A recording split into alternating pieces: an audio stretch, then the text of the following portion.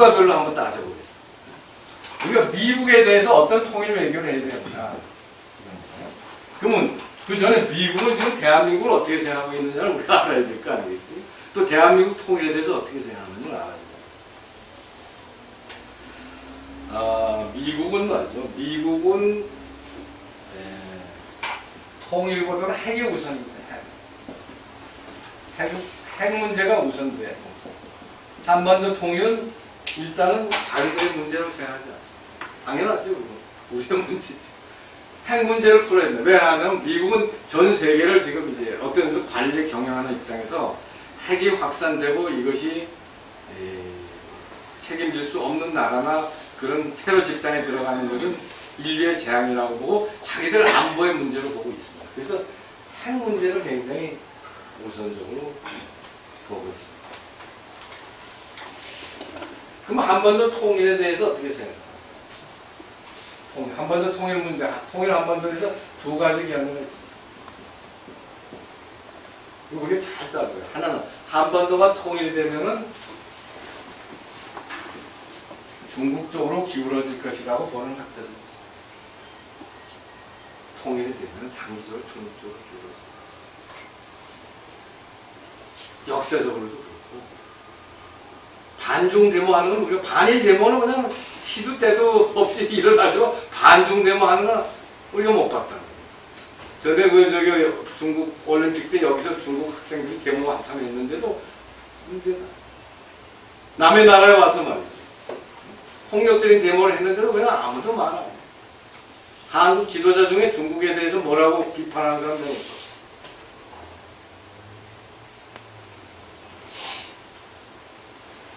이쪽으로 중국 쪽으로 갈 거 아니냐 이렇게 보는 사람도 있습니다. 굉장히 설득력 있는 주장입니다.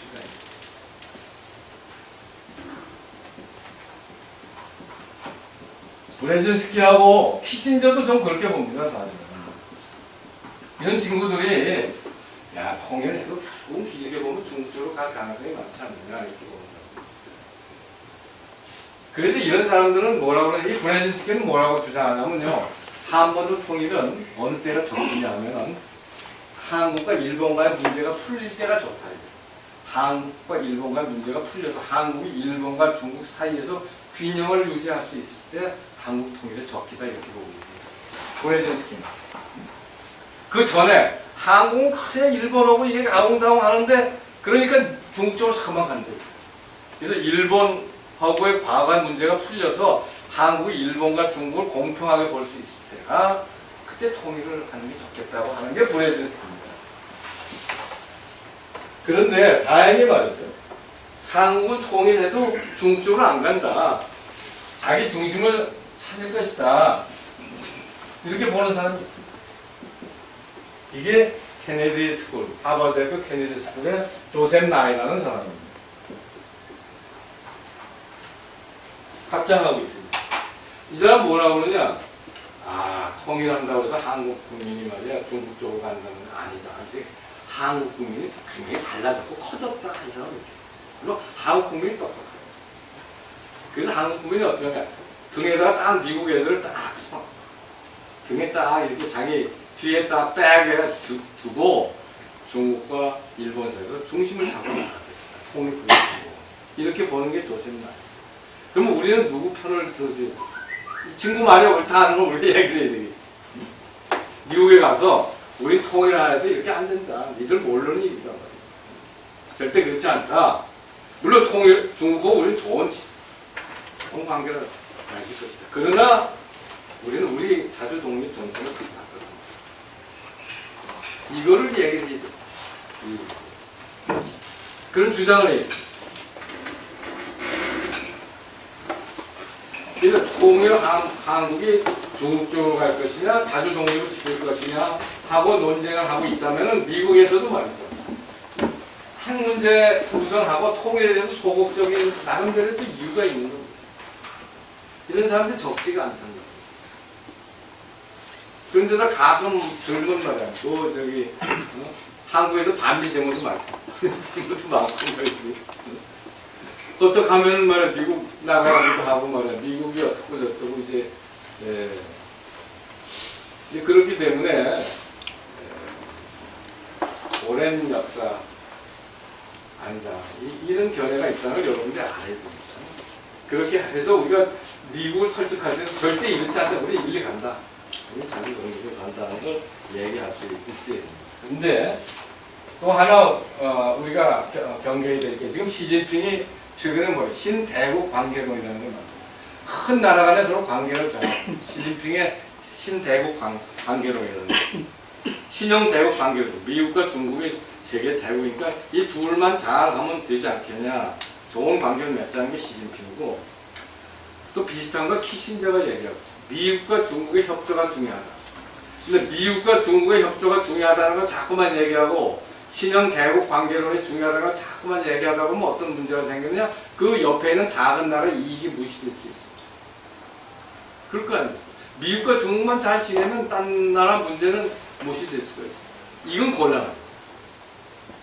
이웃 나라의 국익을 무시해서는 안 됩니다.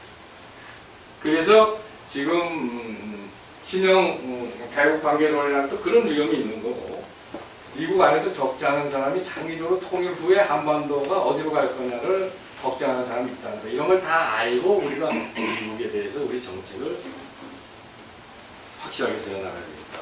이렇게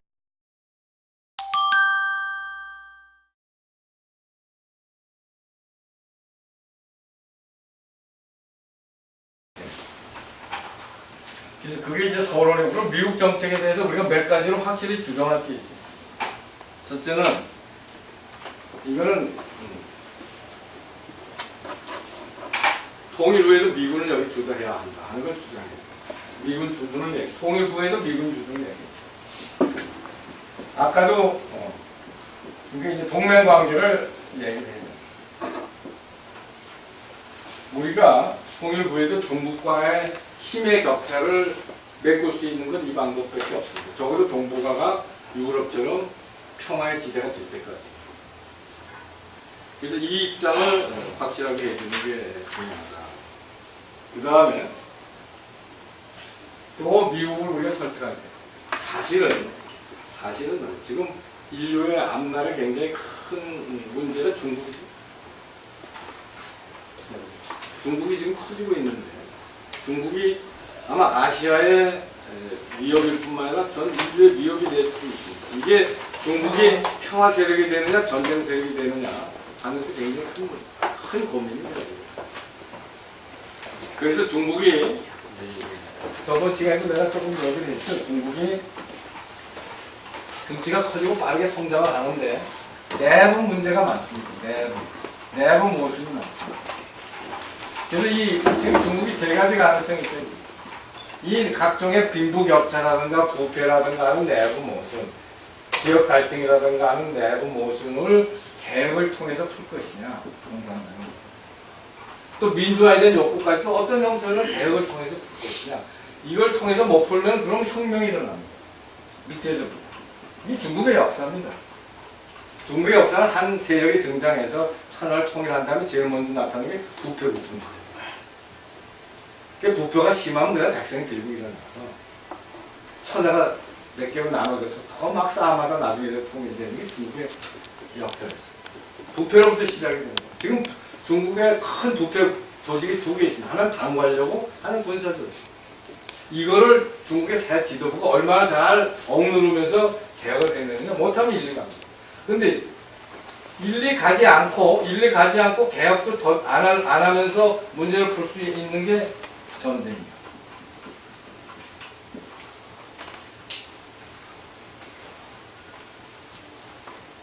그래서 제 주장은 이겁니다. 한반도가 통일이 되면은 통일 한반도는 결국은 중국으로부터 전쟁의 가능성을 뺏는다 하는 거예요.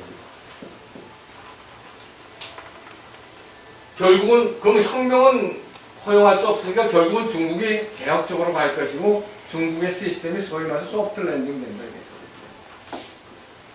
안착한다는 거죠.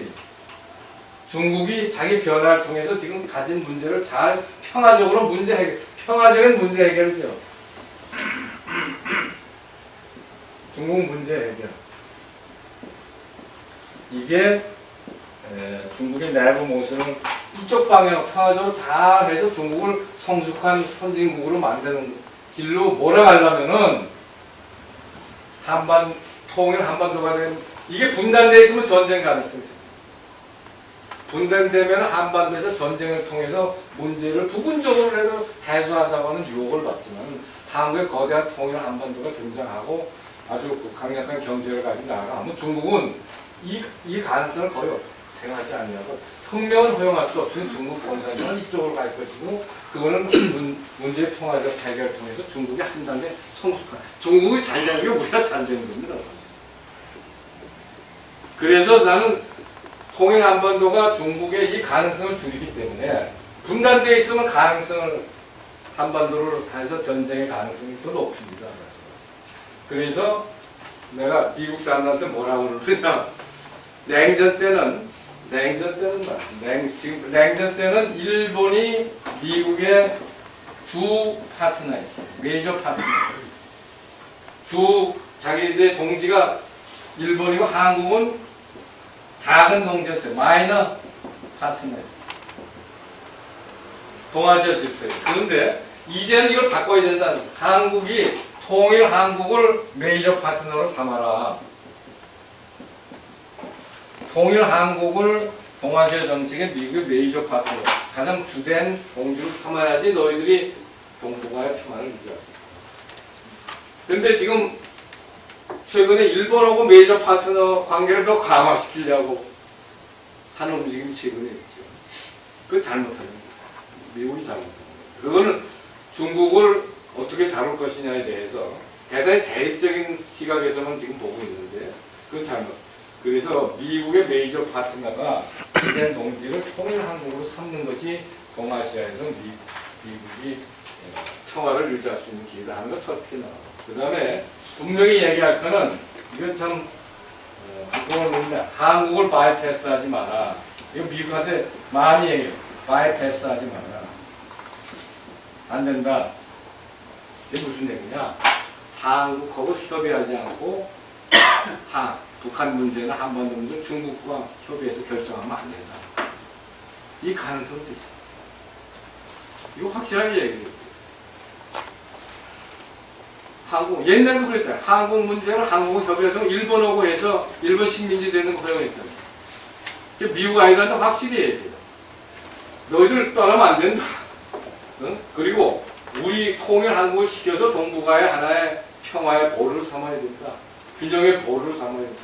그 다음에 거기까지 가는데 한국 뒤에서 딴짓하면 안 된다 하는 걸 미국 아이들한테 확실히. 너희들 이걸 하면 큰일 난다 하는 걸 얘기해요.